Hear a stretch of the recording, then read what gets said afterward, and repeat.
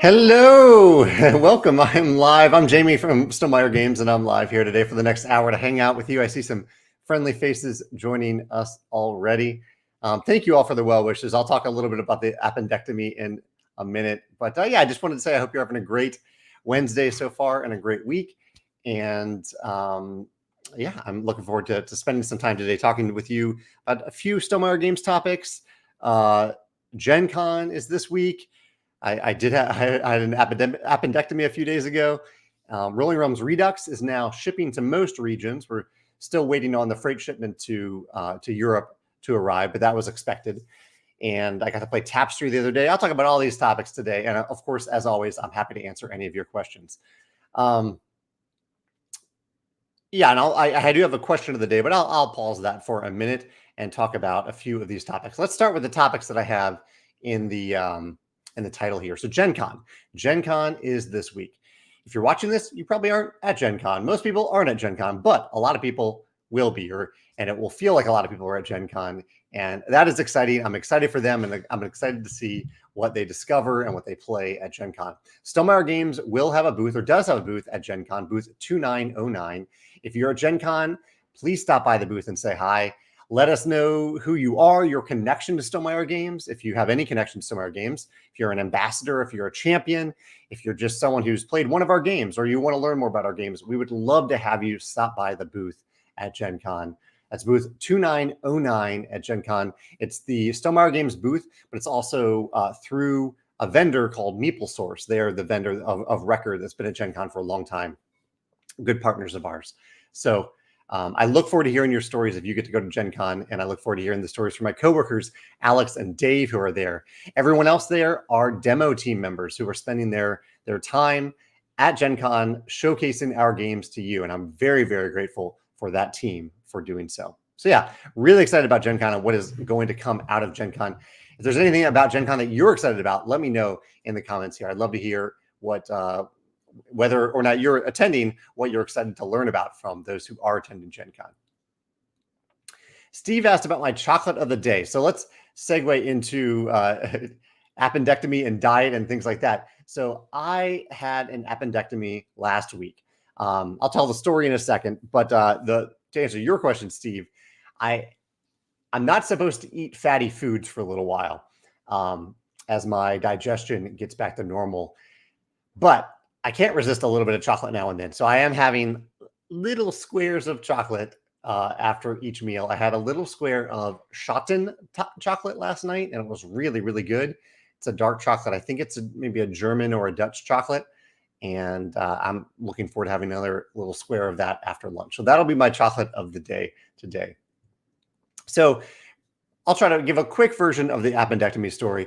I was at a family reunion at the Outer Banks of North Carolina last week, and I went to bed on Wednesday. So 1 week ago today, kind of after the same day as the live cast, I went to bed feeling a little weird in my stomach, and I woke up the next day feeling more weird. I felt like full. I woke up feeling full, which was odd. I shouldn't have been full when I woke up, and I felt really bloated. And as the day went on, this bloated feeling turned more and more painful. And I thought it was just a stomach bug. That, that's I think a fairly normal thing to have, especially when I'm around a lot of people. I'm eating a lot of different food. There were kids there, my nieces and nephews, my adorable nieces and nephews. So I thought maybe I just caught a stomach bug. But as the day went on, even if it was a stomach bug, I was concerned because I was not really, my digestive system wasn't doing anything all that abnormal. I was just in a lot of pain, and I was really, really bloated.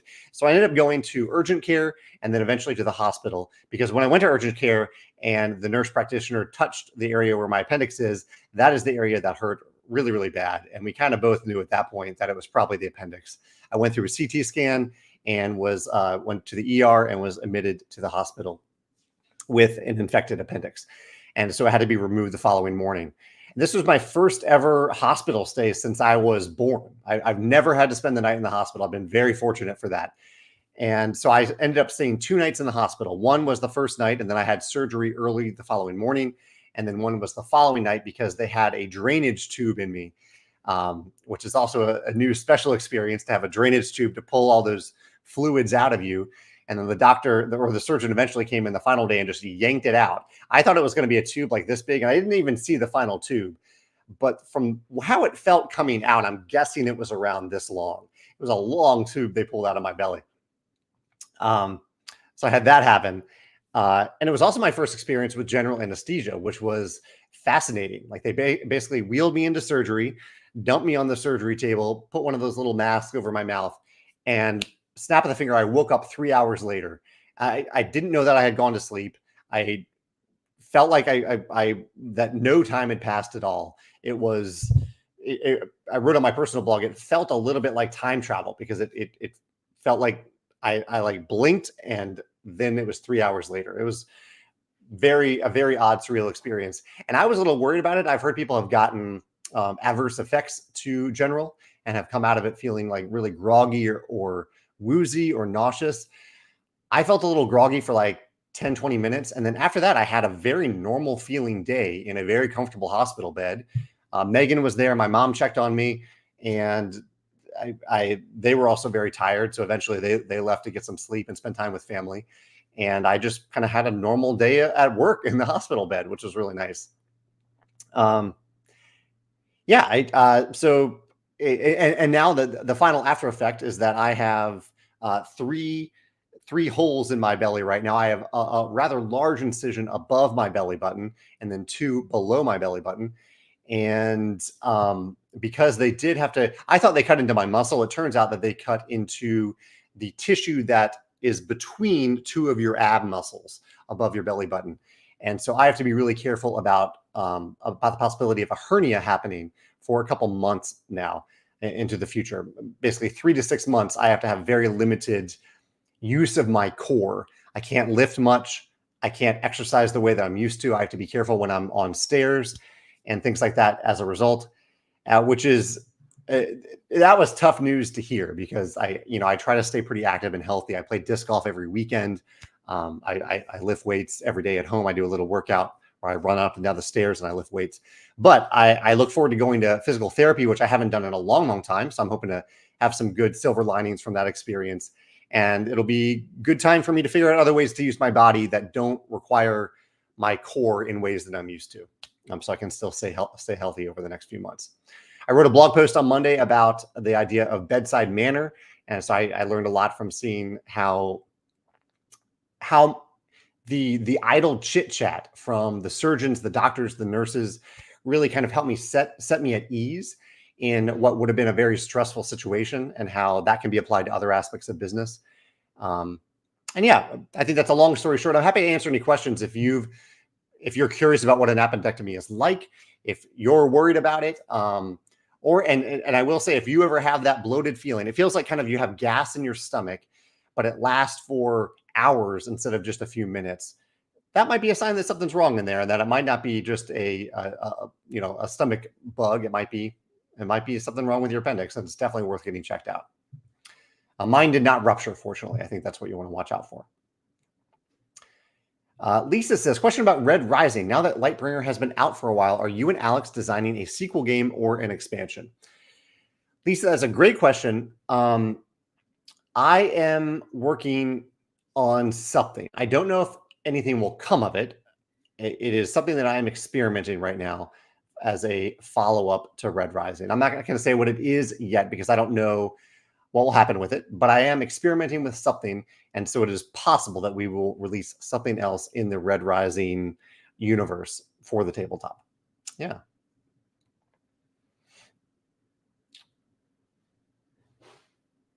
Oh, Carol had anesthesia last week as well. I'm sorry to hear that, Carol. She says, I felt more tired afterwards. Yeah, I've heard that, people's bodies have different, it has different impacts on different people's bodies. And I was kind of surprised that I felt so normal so quickly afterward. I was expecting to have kind of a lost day, and it wasn't that way at all. Ian says, I'm sorry, I'll also show these comments. Ian says that he also had an appendectomy, and it also felt like a stomach bug. And yeah, I think it's much more normal, I think, to have a stomach bug than an infected appendix. I will mention for mine, earlier in the week, I had kind of a rough night, a night of throw up and diarrhea and those sorts of things that really, those are the types of things that you get from a stomach bug. And I haven't been able to quite pinpoint it. I think I know the food that it came from. I ate some tuna that I think it came from that, but I don't really know. And it does turn out that there is a type of bacteria that can get into tuna or raw fish that can impact your appendix. And so I do wonder, looking back, if it was that tuna, the immediate impact was that it upset my stomach. I had that rough night, and then it kind of settled in to my appendix and infected it. And that's what happened later in the week.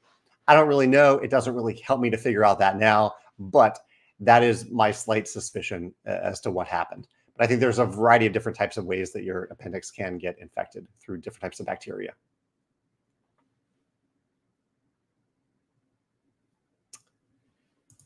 Daniel says, are you still going to be able to do Gen Con? Is that safe? I usually don't go to Gen Con. I haven't been to Gen Con since 2017. So I wasn't planning to go to Gen Con anyway. But it's in good hands with Dave and Alex, the MeepleSource team, with all the different demo team members that are there at Gen Con. They're going to be able to handle it really, really well. So yeah, I'm not needed for our Gen Con booth to run well. Garrett says, I've heard of working lunches, but never working hospital stays. I was really surprised to hear you were working. Yeah, it was really, I know it might seem odd that I was working, but I had nothing really else to do. I guess I could have read, but and I did do a little bit of reading. I watched an episode of The Bear. But yeah, it was, I was feeling fine. I couldn't go anywhere. I was attached to an IV. So I was basically just trying to take care of my body, take care of my mind, my emotions. I would go on laps around the hospital floor, but otherwise it was a pretty good day to get some work done.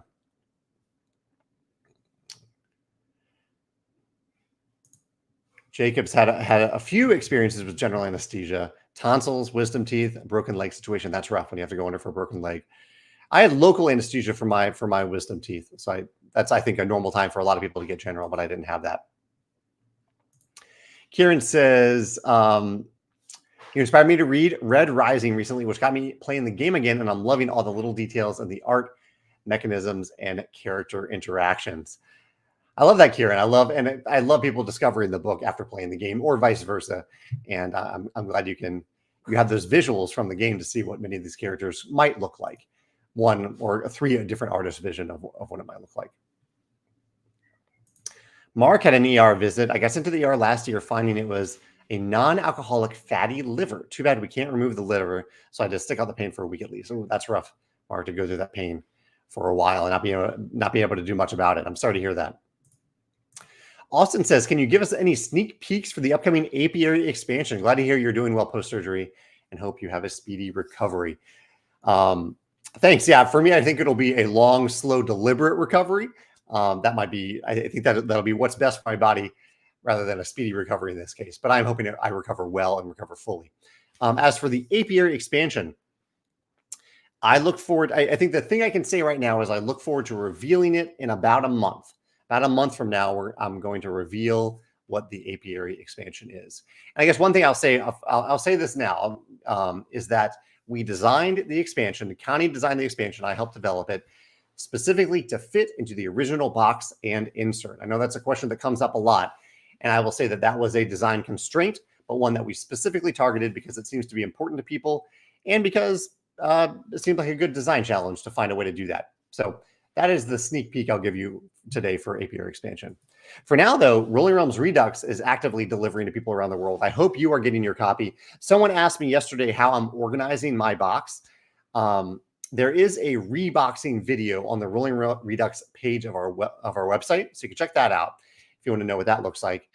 I'm not supposed to lift things, so I'm not going to hold up the box right now, but I basically have mine stored with all the realms, and then I have some realms inside the travel box so that I can fit, because I have so much stuff that the travel box needs to have stuff inside of it to fit into the main row. So I have some stuff inside of that. And it's hard for me to tell exactly how much stuff I have. I might have some duplicate stuff inside my box, but I think I have a few cards that are left over that don't fit into that main area, but that's fine. You also have that other sidebar where the markers and the erasers and the dice go. And so I have, that's another, I don't know, probably 3-4 centimeters over there. So I have some other cards that go in that side area. It's going to be a lot. Like if you have all the Rolling Realm stuff, you're going to pack that box pretty full, and you will probably need to put some stuff inside the travel box to fit that inside the box. But that's okay. And I think it is somewhat unusual for anyone to for most people to have all of the stuff. But if you do, thank you for collecting Rolling Realm stuff. I really appreciate that. Gage has a question. I'm not. I'll post the question here. Gage is asking about what's coming next for Wingspan. If I have any updates for Wingspan. So our goal for Wingspan has always been to have one expansion for every continent. We started out with North America, and then we had Europe, then we had Oceania, and then we had Asia. And so that leaves 3 continents in no particular order. We have Antarctica, Central and South America, and Africa. And so one of those continents is next. I haven't announced which one. And currently the status, you can see it on the progress chart on our website, is that Elizabeth Hargrave is working on the design for that expansion. The artists are also actively working on the design for that expansion. So I don't have any news about that right now other than that current status. Corey says when his wife had to have her appendix removed, she went from being perfectly fine to slight stomach pains to being in the OR in about 2 hours. That is fast, Corey. That's really fast. I'm kind of wishing that I had gone a little bit earlier, but it was really hard to tell that it was something out of the ordinary beyond just a stomach bug. Yeah, it's hard to tell. Carol from the Mill is on her way to Gen Con. I hope you all say hi to, if you're at Gen Con and you see Carol, please say hi. Carol is a wonderful person. Carol, you'll probably be wearing a Mill shirt for some of the time. And so if you see someone wearing a shirt that says the Mill and has a big windmill on it, that might be Carol. Feel free to say hi to Carol. Looks like Christopher's headed to Gen Con as well. You're probably wearing the orange Stonemaier shirt. Thank you, Chris, for doing that. I hope you have a wonderful Gen Con. And let us know how it goes. Zachary says he had anesthesia one time. As I came out of it, I was able to go right back into conversations I was having prior to it. Yeah, I didn't have that happen, but I've heard that from a few other people that it really feels like no time passed at all. He says I even remember vividly the minutes I was being put under. Yeah, I have a distinct memory of the mask being placed on my face, and I thought there would be like a countdown, or someone would say, "Okay, you're going to go under in a few seconds." But no, it's kind of just mask, and then I blinked and I was awake again 3 hours later. Very surreal. Chad says, with you generally not liking combat games or not actively seeking combat games, I'll play a combat game once. Have you ever wanted to make it a design challenge? Make your own combat-focused game that you would enjoy. Might be an interesting design challenge. I mean, I kind of did that with Scythe. So Scythe is not a game that's geared around combat, but Scythe does have combat in it. It is on my mind. Like there are a few games where I do enjoy what they do with combat, and so they have inspired me that if I ever am working with a theme where combat is just a core part of that theme, and I need to have it in the game, then I'm open to revisiting combat mechanisms to see what happens there. And really, even in Vantage is not a combat-driven game, but in Vantage, there are many different ways that you can approach the world. And one of those ways is the overpower option. And overpower includes, that was previously what we called decimate. That is where you're approaching the world through combat, essentially. So it isn't a specific mechanism. It is the same skill test mechanism as the other types of skills. You don't have to learn a different mechanism for each one. But yeah, it is in the game. And speaking of which, I did have a bunch of updates last week. There was a Wingspan Wormspan update last week that went out. There was an Apiary update that went out, and there was also a Vantage update. All those updates are linked on our website in case you don't want to subscribe, but you want to read those websites, read those updates. You can go to the corresponding page of our website and find the update there. Before I forget, I did want to show you something today. So one thing that we've started to talk about a little bit, I'm going to share my screen here, is the Smoking Bones world. So this is a world that artist Andrew Bosley is working on and has been working on for a while. He is trying to tell an epic story, and really not trying to tell, he is telling an epic story across multiple mediums, including books. So he'll have some novellas in this world. He'll also have some travel guides and other ancillary materials. And he's launching this project, or launching the world, through a travel guide that showcases art and stories from a specific part of this world. And that is the Smoking Bones travel guide. Andrew is best known probably for Everdell and Tapestry. He's worked on a number of games. He's an amazingly talented creative person and really a wonderful person to work with. I've had the pleasure of working with him on Tapestry and on Viticulture World. And he's been working on this world. You can see I have a little statement on the page itself, because I do have an advanced copy or an early copy of the travel guide itself. I think Andrew said that it's the final version is going to be a little bit different than the version that I have here, but from what I can see, this is a beautiful, immersive travel guide that makes me want to know more about this world. But one of the really cool things about this world, and so it's on Kickstarter now. This is an Andrew Bosley project. You can check it out on Kickstarter. Search for Smoking Bones Travel Guide, and you'll see this project on Kickstarter. One of the really cool things that Andrew is doing is that he is working with Stonemaier Games to tell this story through not just a series of novellas, but also a series of games. So he's in charge of the world. He's in charge of the art, the storytelling, the novellas. Stonemaier Games is in charge of the games that will appear in this world. And we haven't gone into the details of what those games are, what they'll look like, or when they'll be released. But I can say that we're actively working on these games right now. And I'm really, really excited about these games. I'm actually playtesting one of them in about 2 hours. So, and I'm really, really excited about this playtest. So if you're curious about this world, I think it's worth following along. Even if you don't want the travel guide, I would highly recommend the travel guide, but even if you don't want it, I think it's worth following along the project, whether you're subscribing to Andrew's newsletter or you just make a small pledge so you can follow along and get updates about it. I think it's going to be a really fascinating world to follow. And the scope of it is massive. It's essentially the scope of a Lord of the Rings style epic tale. But if J.R.R. Tolkien had built it from the ground up, not just around novels, but also around other forms of media, in this case, tabletop games. So yeah, really, really excited about that.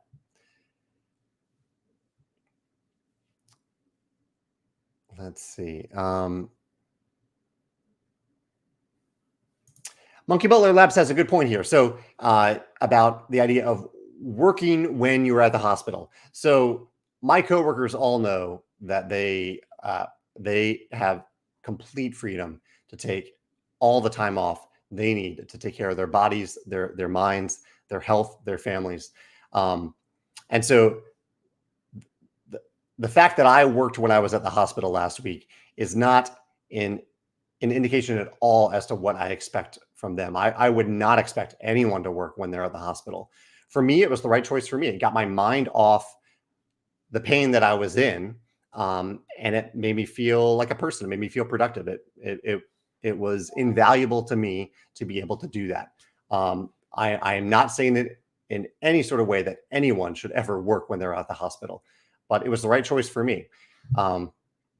Same thing, like last week, someone said, I think it was after the livecast or after one of the blog posts, they posted on one of my a comment where they said, Jamey, stop working this week. Enjoy your family reunion, your vacation. But really, that's a personal choice, how someone wants to treat their vacation. For me, I like working a little bit when I'm on vacation, so I don't come back from vacation feeling like I have a week's worth of work to catch up on. I like doing a little bit here and there. So I think that's important to remember, that we all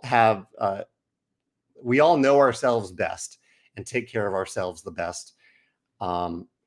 And that doesn't mean that the way that I'm taking care of myself is a directive towards anyone else about how they should have their vacations or have their hospital stays or lead their lives. This is just my story and what was best for me. Lisa says, our board game league is playing Rolling Realms this season, and we're having a blast. I didn't realize this how much I enjoyed the puzzles. Thank you, Lisa. I love that the league is continued, and I'm glad that you're enjoying Rolling Realms as part of it.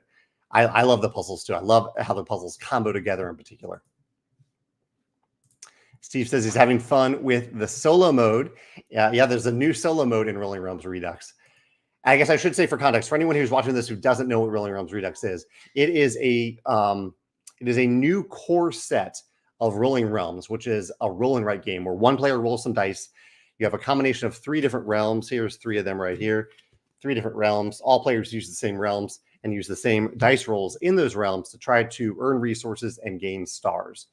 And Rolling Realms Redux is a release of 12 new realms that are fully compatible with the previous realms. But also, if you don't have any Rolling Realms stuff, you can start out with Rolling Realms Redux. It's a new core set, new stuff that uses the same rules. But the solo mode is different. The solo mode is a new thing. So you get to experience a new solo mode in Rolling Realms Redux than in the original game. Let's see. Zachary has a code name question. So I don't want to answer that question, Zachary, since it is related to a code name. It's about some upcoming releases. But I will have news. I will have news soon about what our upcoming release schedule looks like. Yeah. Wayne says, I have everything for Rolling Realms. Awesome, Wayne. Thank you for doing that. And yeah, I put all of one color in the travel box to get it to be inside the box. That's exactly what I did. But everything fits on the one side with the pens and dice on the small part. That's great. I'm glad you got everything to fit. Yeah, I do think I have some redundant components because just the way that I play Rolling Realms. But I'm glad it all fits for you. Richard, I was talking about Smoking Bones. He says, I was excited about yesterday's Kickstarter launch for Andrew Bosley's Smoking Bones Travel Guide art book and the news that a Stonemaier game in that world is in the works. A series of Stonemaier games, not just one game, but a series of them. Can you offer an estimate as to when you'll be able to share any more information about this? An estimate as to when I can do that, that is really tough to say at this point, Richard. I appreciate your curiosity. But it depends on a lot of different factors. So I don't really have a good estimate at this point, other than that we are actively working on the games that will be a part of the story of this world. Yeah. Chad says, with Vantage taking 7 years to design, generally, how much do you charge for the designing time you put into a game? Do you mainly charge for the manufacturing of a game? Just curious how you quantify it all. How much do I charge? Well, I'm the designer, and I don't charge myself anything. Do you mainly charge for the manufacturing? Are you wondering, like, how much do we build into the price for the design time? 0. We don't build into that at all. The price we ask customers to pay our games is entirely based on the landed cost, which is the manufacturing cost plus the freight shipping cost. In that calculation is we do factor in the designer royalty, how much the designer gets paid. But in this case, I'm the designer. I don't earn a royalty from it, so that doesn't factor in here. But yeah, that it is entirely based on the cost of making the game in terms of manufacturing and freight shipping costs, not the design time itself. Garrett says his Friendly the Whole Game Store is doing a Gen Can't event for people who can't make it to Gen Con but still want to participate in some gaming fun. I'm considering checking it out to wander around and talk up some Stonemaier goodness. That sounds awesome, Garrett. Let me know how that goes if you end up attending. I'm hoping to play some games this weekend too. I played Tapestry this past weekend. My coworker and friend Susanna invited me over to play with her husband. So we had a wonderful Tapestry game. You can see photos on Instagram where we played a full game in terms of all Tapestry stuff. Susanna has all the Tapestry stuff. We played with all of it. It was a pretty epic game. It lasted around 3 hours. We took our time. Maybe it was actually only around 2.5. But yeah, it was a longer game of Tapestry, but I had a delightful time playing it. It had been a while, maybe even ever, that I had played with truly everything in the game, including the rubber playmat. But yeah, I had a blast playing it. I did very poorly, and Susanna did very well, but I had a great time playing along. And so I don't know if I'll play any Stonemaier games this weekend, but we'll see. Maybe I'll maybe I'll try to pull out and play some of the things that people are playing at Gen Con. Although next week will be my live plays for Rolling Realms Redux, which is one of our core features at Gen Con. That and the Expeditions expansion will be there as well. Okay, Carol says, Stonemaier Vineyard shirt on Friday. She'll be at High Tea and Gaming with Heather that day. Heather is the designer of Appendectomy, which was on Kickstarter earlier this year. Heather was also an attendee at the Stonemaier Games Design Day last year. Corey says, what Gen Con releases and announcements are you excited about? The OP announced an Avatar: The Last Airbender deck builder using the Hogwarts battle system. That's interesting. It's a good system.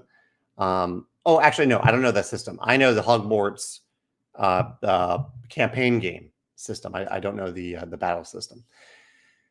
Let's see. I honestly haven't paid that close attention to Gen Con announcements. I usually pay attention as Gen Con is happening or what ends up on the hotness on Board Game Geek during Gen Con. But yeah, I haven't thought of anything yet that has really stood out. But people, I'm sure if you say some stuff, it'll trigger my memory. Lisa says she's lonely at work while the rest of management is at Gen Con. Sorry to hear that, Lisa. Let's see. Kieran says, on the note of potential additions to Red Rising, I'm not sure if it has been asked before, but are there any plans for expansions, additions to Pendulum? There are not. There aren't. No, unfortunately, as much as we try to have every game be a big success and bring a lot of joy to tabletops worldwide, sometimes we have some misses. And I think Pendulum, as much as I adore the game and as excited as I was about the game, it didn't reach people in the way that we'd hoped. And so sometimes expansions can breathe new life into a game, but sometimes I think a game's sales aren't indicative that an expansion is wanted by people, and I think that is unfortunately the case with Pendulum. Yeah. Of course, we'll continue to support Pendulum through replacement parts, through the community around Pendulum, things like that. But yeah. Funky Sai says, is anything being done to address card filing in Vantage? That was the most tiresome thing to deal with in Seventh Continent. Feel free to elaborate a little bit more about that. But basically in Vantage, when you say you take an action and that action says gain card 1301, 130, you'll go find card 1301 and you'll add it to your display, and that's it. It's in your tableau from then on. And unlike, I would say, some games like Seventh Continent and other games, you're not constantly putting those cards back and forth. You're accumulating cards, and then, or at the end of the game, you'll have in your tableau probably around a dozen cards that you have to put back in the box. That'll be a little tiresome, but I found that it's very, very fast to do so. The other aspect is locations. In Vantage, you're only ever looking at your current location. You have a location card vertically in front of you that only you can see. That is your current location. That is what you're looking at that time. To make it easier to kind of remember where that location goes, because say I move off that location to a new location. I decide to move east, and I move to location 231. I will go to the box, and in the box will be a little card with my character's a face on it. And that card will be where I last pulled that previous location out. So say I'm currently at location 240. In the box where 240 belongs will be my little index card. So I don't have to look it up. I just find my little card. I put 240 back in the box. I pull my little indexing card back out. I go to card 232 in the box. I put my card back in. I pull out card 232, and I'm now on that location. It's very fast. It's actually even faster than I thought it would be. And the whole box of cards will just stay on the table the whole game, and you'll do that throughout the game. Also, the big cards are double-sided, and so at times you'll go from location 240 to 241, and all you have to do is flip the card around in your little card holder, and you'll be at the next location. Yeah.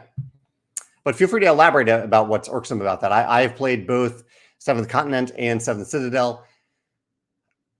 I actually didn't find it all that irksome, except for the parts about like the cards that you the randomized cards that you have to put back and forth. I find it easier in Vantage that you're doing it more frequently. But even in Vantage, it's okay if you get tired of doing that on an ongoing basis. You can, with the locations, you can just let them pile up and put them back in the box at the end of the game. But that to me was probably the only annoying thing about Seventh Continent, Seventh Citadel, where I have this big pile of cards that are out of order. I don't have anything holding their place in the box anymore. Whereas in Vantage, you have that placeholder there throughout the game. FG Bison says they had an experience in the hospital, hospitalized twice in their life because of dengue fever for 3 to 4 days. I hope I'm pronouncing that correctly. Dengue or dengue fever. I'm really sorry to hear that. That sounds brutal. William is headed to Gen Con. Awesome, William. He's going to be helping out at the demo team at Stonemaier Games. Thank you so much, William, for doing that. I really appreciate that. He's also going to be pitching his game to publishers. I hope that goes well, William. And he's going with some board game reviewers and his dad. Oh, that'll be a special trip. I hope you have a great time, William. Who are the reviewers that you're going with? You have some reviewer friends in Kansas City. Speaking kind of reviewers, I was on a podcast. I recorded it on Monday. I believe it went live today. The Decision Space podcast. I talked about the topic of the day was we talked about 4 problems that some games embrace instead of avoid, and how they embrace those problems and address them in those games. It was a really neat conversation about embracing problems instead of avoiding them. That's on the Decision Space podcast right now, and I think it's live at wherever you get your podcast right now. Jacob says, I've heard you talk about books, TV shows, movies, video games, and board games, but I don't think I've ever heard you talk about music. Are you a big music guy? Do you follow any bands or musicians? So I work in silence, and so I don't listen to music when I work. And so it's actually, and when I work out or when I'm driving, I'm generally listening to podcasts. And so it's pretty rare that I listen to music. I do like music. It just happens to be that I very rarely follow along. One of my favorite bands is Typhoon. I think they have the sound of Typhoon is one of my favorite types of sounds in music. I think it was maybe folk rock might be how you categorize it. I do have some other favorite bands too, but I think that's a good example of one of my favorite bands. I'm trying to think of some of the other ones, but I don't listen to music all that often, so I don't have any that are coming to mind right now off the top of my head. What about you, Jacob? What are some of your favorite musicians and bands? So Jean-Baptiste says, talking about the travel box for Rolling Realms Redux, have you ever considered developing a travel box for Wingspan? That's a good question. I've heard some people use Wingspan Asia as their travel box. So I think that's actually a pretty clever solution for it, because the constraint with Wingspan is that you need the player mats. You need, and player mats are pretty big. I guess we could release a special travel version of a player mat that folds up differently, but the rubber play mats do that pretty well too. So I think the Wingspan Asia box does the travel aspect of it pretty well if you're looking for a more concise version of Wingspan to travel with. Frank is joining us from the City of Games. He said, the first time I had anesthesia, I was so afraid of the needle, I ended up rolling off the bed, falling onto the floor, and having to delay the operation for further x-rays. Oh no, Frank, I'm so sorry. Yeah, well, that's quite a reaction to it. I almost had something similar to that happen for a different reason, where on my right arm, so as I had my IV in my left arm, my right arm, I had the thing that measures your heart rate. And as they took me off the stretcher and put me onto the stationary bed, and the guy wheeling the stretcher didn't notice that the cord that was attached from my arm to some machinery had gotten wrapped around the top of the wheel of the stretcher. So he pulled that thing away, and I almost went with it right away. Fortunately, I held on, and he didn't tug it quite hard enough to pull me off the bed. But that was not the type of thing that that sets you at ease right before going under. But I understand it was an accident. Accidents happen, and I was fine. Chad says, does Andrew have an active hand in the design portion of the Smoking Bones games? I know he has the designer bug. Andrew has designed a game before. I don't know if he's actively designing games right now. I keep Andrew up to date about what's happening with the game design in these games so that we can make sure that he's in charge of the thematic side of it. So we're making sure that the theme and the story of the games matches the theme of the story that he's trying to tell. So that's his level of involvement in it. And I also, yeah, I mean, that's the connection to it. But it does impact mechanisms too. So he's aware of the mechanisms and how the mechanisms impact the theme and vice versa. Yeah. Garrett, back to Andrew's project as well. This is the Smoking Bones travel guide book that I talked about earlier. Thanks, Garrett, for doing that. I'm really excited about it. Julio says, I may miss this, but how was the rest of your trip? So the appendectomy story is what happened for the rest of my trip, unfortunately, soon after last week's live cast was how I spent most of the rest of my vacation. Also delayed travel by a day because I had to stay an extra day in the hospital. But I was able to fly back to St. Louis, drive to Raleigh, then fly back to St. Louis without any issues, fortunately.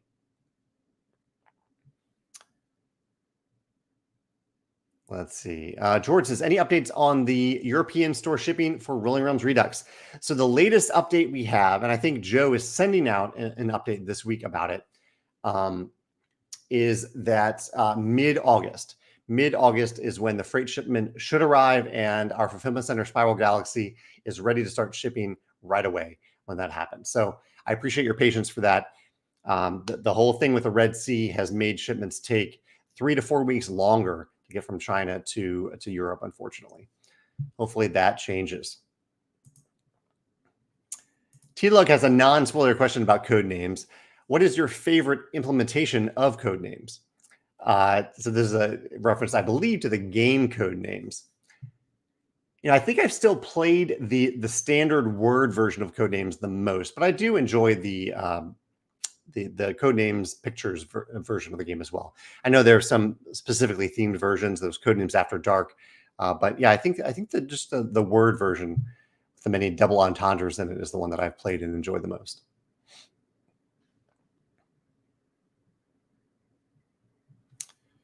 Ivan asked how I'm recovering.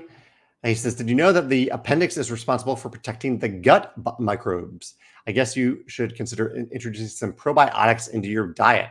Yeah, Ivan, that's a good point. I need to look into what I've lost now that the appendix is gone. Fortunately, from what I've read, the appendix doesn't do a lot anymore. Like there was a time where it was much more important to our bodies than it is now. But yeah, I will have to dig into how I will need to change my diet on an ongoing basis. Currently, as far as I know, it's just a reduction in fatty foods and spicy foods, especially like greasy foods. So I'm avoiding those for the time being. Mostly just eating soup right now. Daniel says he kickstarted his game Henchman almost 10 years ago. Happy 10th anniversary, Daniel. The original plan was to self-publish, but life got in the way. Do you think that it is seen as a negative to publishers because it's been 10 years? That's a good question. I think it depends a little bit on how the game was received and what you've learned about the game since then, like how you plan to refresh it. So yeah, if you went to a publisher and said, hey, I had this game on Kickstarter, here's what happened with it. I didn't do much with it for a long time. Here's why I didn't. And here's what I'm hoping to do next with the game. And here's why I'm excited about it. And here's why other people might be excited about it. I don't think that is a major deterrent to a publisher. It could even be an asset because it gives them some data about the game to look into. Peter says, do you play any games solo? And if you do, what's your favorite? I very rarely play tabletop games solo. I think Rolling Realms is the game that I play solo by far the most, and I'm not even really using the solo mode. I'm just playing on camera. But I've had good experiences playing Oathsworn. I played Oathsworn solo for a bit. I played so far only a single session of Escape the Dark Castle solo, but it was a lot of fun to play solo. I really enjoyed that experience. And there might be campaign games that I play solo in the future, but generally I play those games with Megan. Lisa says, I like the filing system in Charterstone. Did that inform your decisions in Vantage? Yes, it's very similar to Charterstone, where there's a long row of cards that are numbered. It somewhat informed the decisions in Vantage. The difference I would say between the two is all the cards in Vantage are one long series of numbers, cards numbered 0 to 1700 and something. So a little over 1700 numbered cards. Some of them are back and front. And that was an interesting challenge to make sure that I filled all those numerical slots.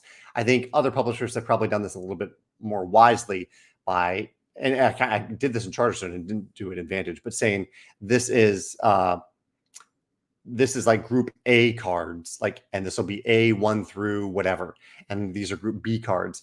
And by doing it that way, it lets you, it gives you a little bit of flexibility when you're trying to renumber cards. I give myself less flexibility in doing that, but it ended up working out. And I think it'll be good in the end because it means that you don't have to remember like where the A's start, although a filing system could do that. But you're just looking for where card 532 would be in the box. You're looking for that card. Yeah. Julie says, have you considered putting little dividers in the box for Vantage by 100 or something similar to make it quick and easy to find a card? I'm glad you mentioned that, Julie. Yeah, I didn't mention that part about Vantage, but yes, there are dividers that show I think it's by maybe 200s, since the cards are the location cards are front and back, and then there are similar dividers for the non-location cards as well. So yeah, to make it easier to find certain numbers, there are index style dividers in there, in addition to your character specific card where you insert it for kind of noting the location where you last took the last location card. So there's both in the game. I should have mentioned that. Yeah. Your funky side clarifies, in 7th continent, I mainly got tired of a big stack of cards that would accumulate during the game, and then at the end, it was a long time filing them back into their numbered slots. Yeah, I hear that, and Vantage, I think, avoids that by having you put the location cards back and forth pretty seamlessly, and then each player will only have, as I said, around a dozen cards to put back, which minor annoyance for sure. Definitely not as completely easy as just dumping them back in the box, but there's no shuffling. It's pretty easy to find the positions for those cards, and it isn't dozens and dozens of cards. It's just around a dozen cards typically. Champion Faction says, I understand about not developing expansions for Pendulum, but have you considered developing other games in the world of Dunya? I was fascinated by the world and would love to see more games there. I do love world building in general, and it was fun to see the artist vision of Dunya and what the designer did with it. I am open to it. I'm curious to see what else we could do in that world as well. So we're not currently exploring that, but I guess it is possible someday to do that. And Champion Faction follows up to say that it didn't take advantage of the world as much as I wished it had. Totally fair criticism. I definitely hear that.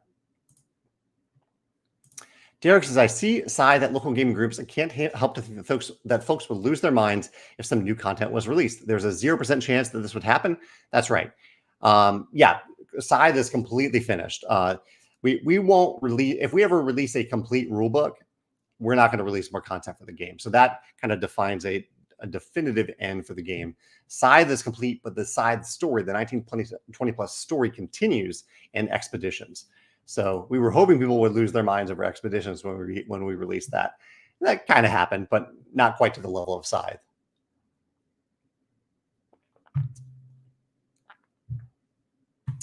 Jacob, I asked about who musicians that Jacob liked. He asked about musicians. He's a big fan of Corey Wong, an amazing guitar player, awesome band leader, and his live shows are so good. I've heard good things about Corey Wong, but I haven't followed his stuff yet. Thanks for that recommendation. Also, I should mention last week, I did a video, like around 6 months ago, I asked ambassadors about their favorite heavy games and their favorite light games in the Board Game Geek Top 100. And then it took me a while to get to the video. I filmed the video a few weeks ago and then posted the video about my thoughts on all games in the Board Game Geek Top 100.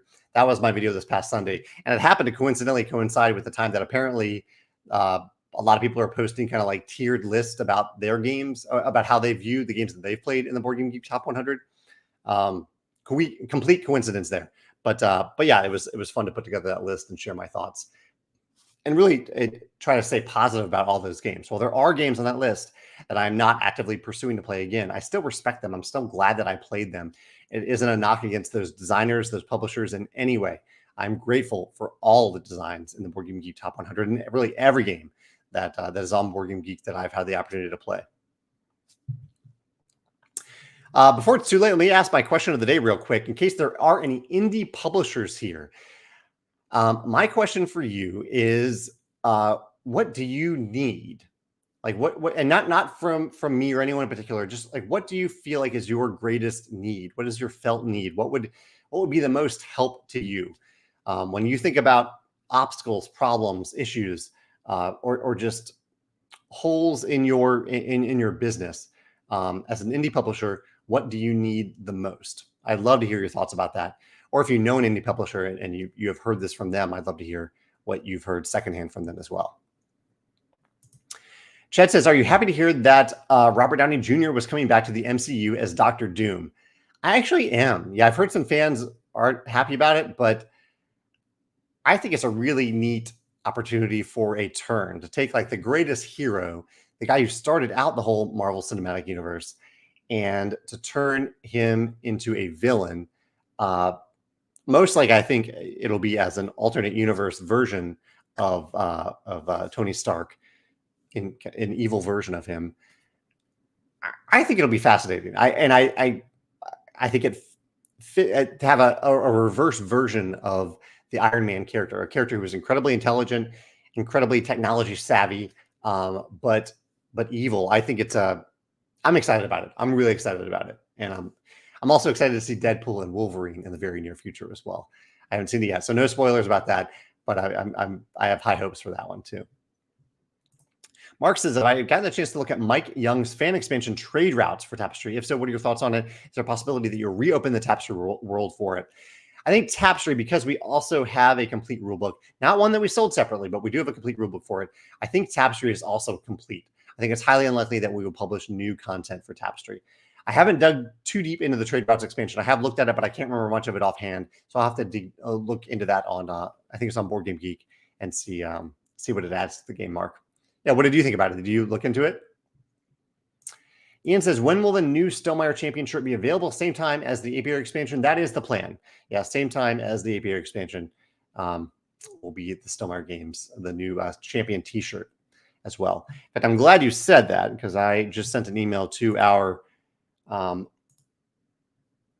website guy the other day, and I need to add a note about the shirt. Yeah, thanks for mentioning that.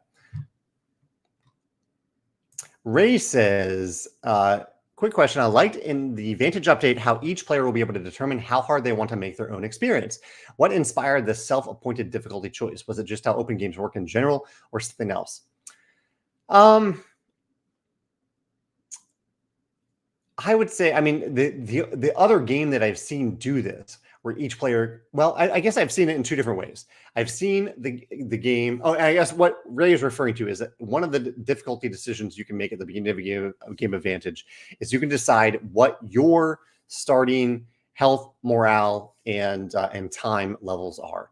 You'll choose one number for all of them. So you might choose a really difficult level. You might go with 3 or 4, or go for 5 or 6. Those are a little bit easier. Gives you some flexibility. And the game that I've seen this in, I'm blanking on the game now. I mentioned it in the update. It is a Civ game. I'll have to pull it up here as I'm talking. But there's one competitive game that I've seen this done in. And what was that game? That game was... I'm blanking on the name here. It's a civilization game. It's a one-word... Nations. Nations is the game. So Nations is maybe the slight inspiration for that. But I've also seen it in other games in the form of asymmetric powers, which isn't the example here. But there are games that have like different complexity levels for asymmetric powers. And that way, as a player, you can say, okay, I'm just feeling... I don't want all that much complexity, that much difficulty today for me personally, and the character that I'm personally playing. And so that probably had some conscious impact on it as well. But yeah, I just wanted the players to be able to choose that on their own. I think players can go into this world. It's all part of the freedom of you choosing what's right for you in this world. And because there's something to be said for having a more relaxed experience, starting at 5 or 6, not worrying as much about health, morale, and time early on in the game. But there's also, once you get pretty good at Vantage, it can feel the tension that it adds to start at those lower levels, 3 or 4, can be pretty powerful. Like every moment feels like it could have a huge impact on you. So that's Yeah, it depends on what you're aiming for in that current game. See, Corey says, getting manufacturing codes has opened my eyes so much to things I never thought about. An example, 35 16mm dice for 161 versus 35 19mm dice for 249. Doesn't sound like a big difference until the quantity of units is considered, and I realize it adds 10% to his overall cost. Corey, I think you're so wise to be quoting different options to see the different impacts of these different components early on to see that impact on your overall price. Really, really smart of you to do that. Hilda has a question here. Were the markers supposed to fit in the travel box? Kind of diagonally. Not all the markers, but a few of the markers can fit diagonally into the travel box. Yeah, if you tilt them, they should be able to fit like kind of tilted like that. At least mine fit in the box that way. Ivan says, have I played Rajas of the Ganges? Yeah, I played both versions of it. I actually own the original version, and I play the roll and write version as well. He says, it can't be beaten in the game. Do you have a game where you are dominating all the time? Pretty rare that I have a game that I'm dominating all the time. I have found that I am pretty darn good at the risk mitigation of on tour. I don't know why, but I'm pretty good at on tour, but I can definitely be beaten at it. Oh, last week we were talking about like family reunion games, and pictures came up, and George wanted to add that it is a great game and that he had a lot of people really enjoy it recently. I'm glad to hear that, George. King Laser has something that grinds their gears, that every Stonemaier product is in a different box, size, and shaped box. Can you not consolidate into 3 sizes? So we actually mostly now use one specific box size, and that is 296 by 296 by 70. But that 70 part does need to vary based on what we actually need to fit into the box. So by far what's most important to us is that everything fits into the box, and if we plan to have expansions or hope to have expansions, that everything can fit into the box with expansions once we add expansions as well. And that's why it depends on the game. So Wingspan, Apiary,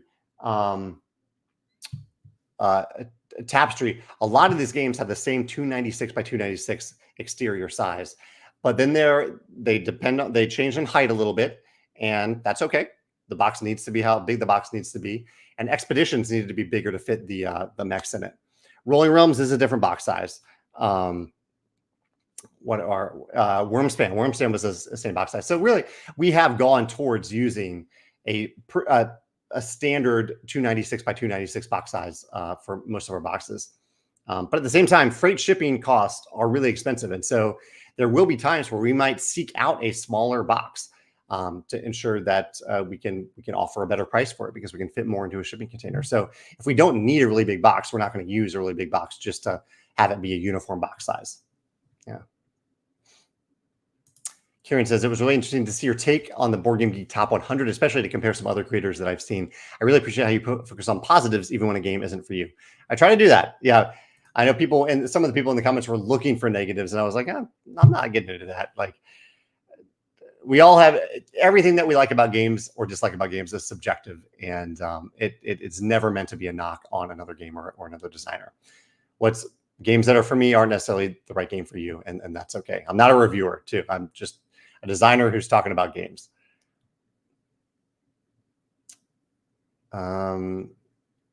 Okay, so here's the question I asked was about was for indie publishers. What do they need the most? What do they need?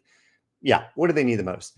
Around the Stump Game says free time to invest into projects and visibility. So time and visibility is one of the outcomes of that. Thank you for sharing that.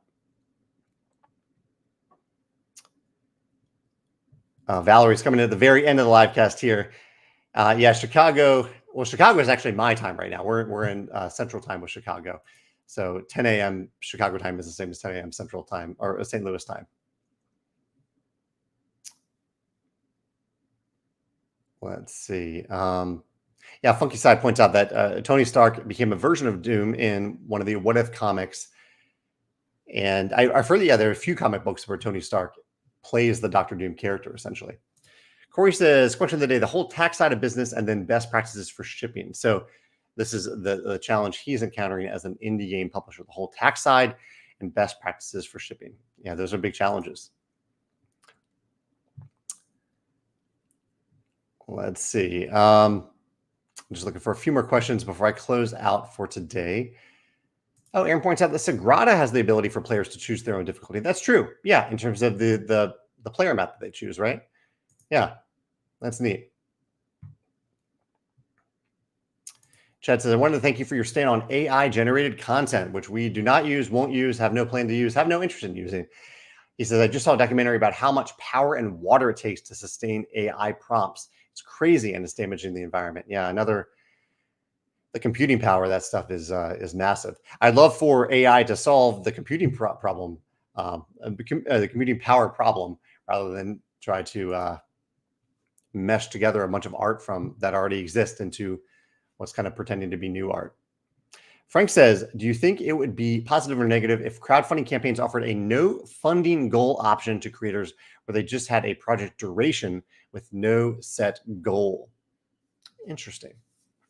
No funding goal. So it's just an open project with a set duration. That's interesting, Frank. So Indiegogo kind of did this years ago, where they gave creators the option of just saying they're raising money for a project. It doesn't matter if they reach a goal or not. I think usually they had a goal, but they didn't have to reach it. They were considered funded the minute they received $1. And it was fine. It kind of went over fine, but I think backers responded better to having a goal. They liked the idea of having a goal. I think at this point in time, it's become a little bit more arbitrary because creators, you can manipulate that goal however you want. You can make it really low so that so it looks like so that you fund quickly. It looks like you've overfunded quickly. You can base it on the budget. You can not base it on the budget.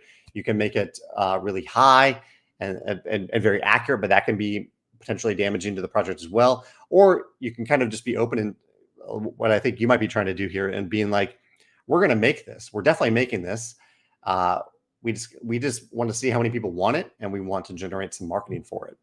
It's not about the money. You want to taking the money side a little bit out of it. So yeah, that's an interesting question, Frank. I don't know if backers would respond all that well to it, honestly, based on what I've seen in the past. But it would be interesting to try. I love experimenting like that. GameFound maybe is up for that sort of experimentation to see how it would go. Derek says, are you familiar with the Tabletop Game Designers Association? Any comments on it? I wanted to mention it because today is the last day to join at a discounted price. I have heard of it. I've actually reached out to them. I reached out to them to pay for consultation to see what they thought about our game designer contract, and I never heard back from them. So I was a little surprised by that, like a publisher actively reaching out to try to make sure that we were doing the best thing for our designers. But at the same time, our game design contract is public. Anyone can look at it and criticize it and post on it. So it's out there too. It's not a hidden thing. But that is my exposure so far to the Tabletop Game Designers Association. I'm not a member of it. I was just looking to pay them for their expertise and never heard back. Let's see. Trishul says, someone posted a Game of Thrones retheme of Scythe last week in your Facebook group. It sounded pretty cool. Have you considered such big licenses in the past for retheming any of your games? I haven't really. No, I'm not really interested. I think that often verges too close to reskinning a game. And if a game already exists, I'm not interested in just publishing the same game with a different theme, different art on it. I want to revisit that theme and really go deep into what that theme means for the game. And so for that to happen, it means I have to be really invested into the theme, and that I think the theme would make a big difference for people who want to have a new exposure to the game, which I think is pretty rare. So I haven't had that happen personally yet. Luke says, as any publisher, he needs playtesters. Playtesters is his greatest need. I'll make a note of these before I sign off here. And Brett Collins says, I appreciate the board game community is so open and accessible. It amazes me how opinionated some people are. It would never fly in so many other industries. I do love that people feel free to share their opinions in such a variety of ways. I think it's still important. I think it's great when people share their opinions in healthy, constructive ways. But, everyone's different. Everyone's going to share their opinions in different ways. And I'm glad people feel willing and open to express those opinions in forums like this, in the comments, on our YouTube channel, Facebook, Instagram, places like that. We're here to hear those comments and hear that feedback. And that's how we get better. If we're able to receive that feedback. Yeah. Garrett says, maybe one last comment for today from Garrett. I think Elizabeth is on the board of that organization, so maybe that's why they didn't respond. As a conflict of interest, perhaps. Yeah, I guess that could be it. A response saying as much would be helpful as was the case. Yeah, I never heard anything back from them. Yeah, I found it a little bit odd, especially since I am not just a designer, but I'm not just a publisher, but I'm also a designer myself. And if they'd come back to me and said, hey, you need to be a member to ask this question, I would have gladly signed up, but I never heard anything back from them. So yeah, it's a little odd, but that's okay. I know they're trying to do good things. I know they're trying to look out for designers. I think that's what's important. And I'm trying to look out for designers as well through our contracts. So yeah, I think we're on the same page, even though we're doing it in different ways, and that's okay. Thank you all for joining me for today's live cast. I'm excited for a playtest that I'm going to do in a few hours. I'm excited about the Smoking Bones travel guide that Andrew Bosley has on Kickstarter right now. I'm excited about rolling Redux if you're getting your copy soon. And I'm excited to heal from this appendectomy. I hope you have a great day, a great week, and I will see you next Wednesday. In the meantime, have fun, and be safe at Gen Con if you decide to go there. And yeah, I'll talk to you soon. Take care. Bye.